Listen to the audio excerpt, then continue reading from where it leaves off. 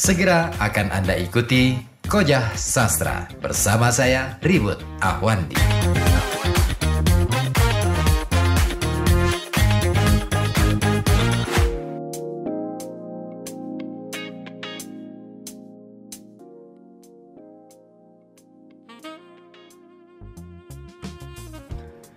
Ya, masih di Kojah Sastra bersama saya Ribut Ahwandi dan kita sudah memasuki menit ke-34 tinggalkan pukul 20 malam kali ini.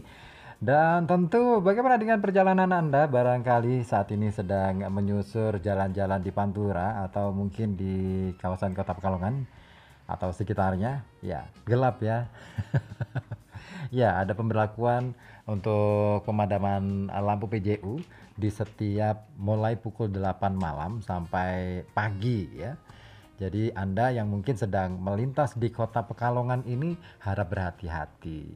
Ya, karena dengan situasi gelap ini tentu pandangan mata kita jadi kurang begitu ya. Dan masih kita kupas. Nah, kalau kita sudah ngomong soal bagaimana berlikunya jalan, kemudian bagaimana kemudian kita menikmati perjalanan yang gelap, tentu kita akan berbicara tentang makna perjuangan. Jadi ngepas-ngepasin ya. Tapi begitulah, hidup memang harus penuh dengan perjuangan. Kita nggak boleh nyerah begitu saja. Apalagi sampai kebawa perasaan gitu ya. Jangan deh ya. Kalau kita mau berjuang, berjuang aja.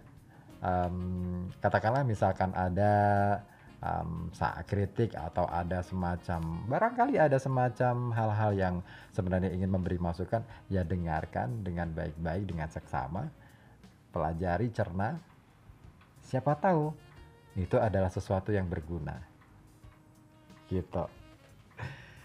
Karena belum tentu loh sesuatu yang sifatnya memuji itu justru baik untuk kita. Kadang-kala itu justru membuat kita merasa justru itu akan menjatuhkan kita suatu ketika. Dan begitu kita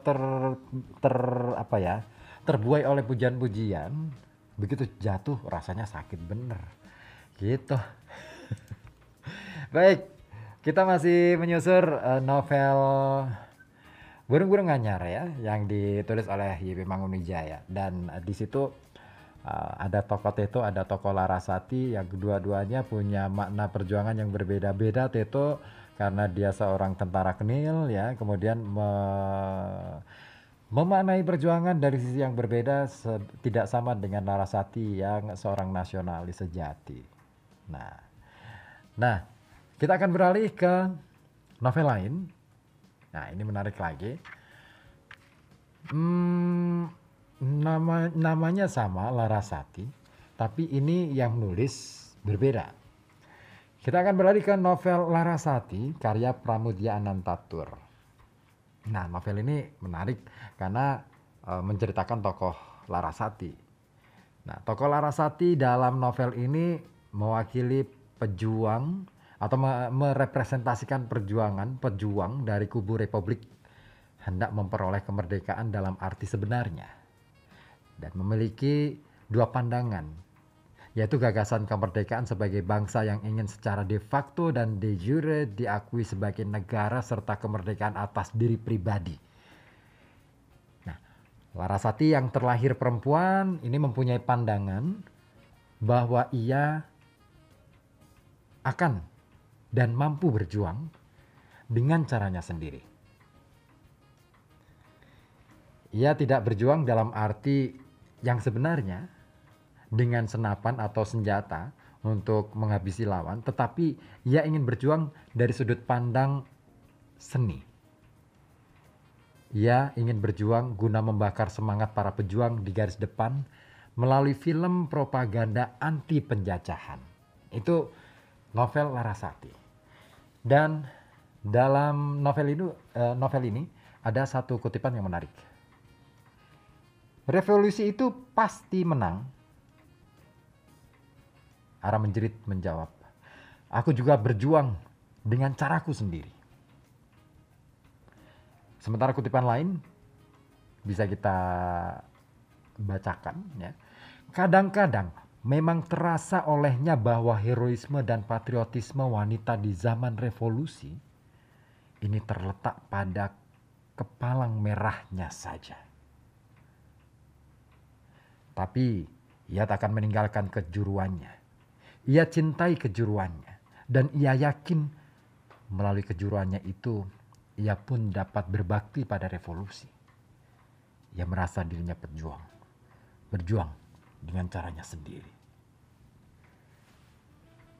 Ya, Larasati ingin berjuang dengan caranya sendiri yang bisa jadi berbeda dengan lainnya.